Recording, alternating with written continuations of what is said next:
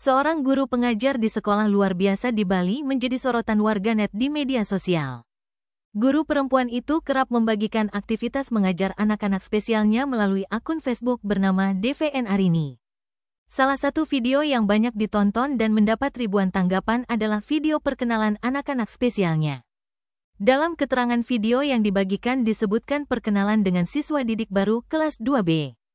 Di video tersebut, guru sekolah dasar itu memperkenal sejumlah siswa yang akan diajar di tahun ajaran 2024-2025.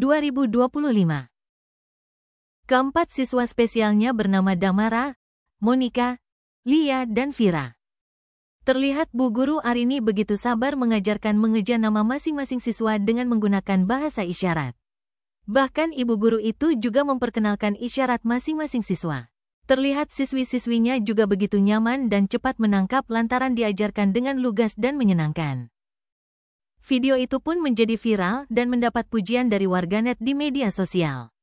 Warganet menilai Bu Guru Arini merupakan guru yang hebat dan luar biasa karena dengan sabar dapat mengajar anak-anak spesialnya.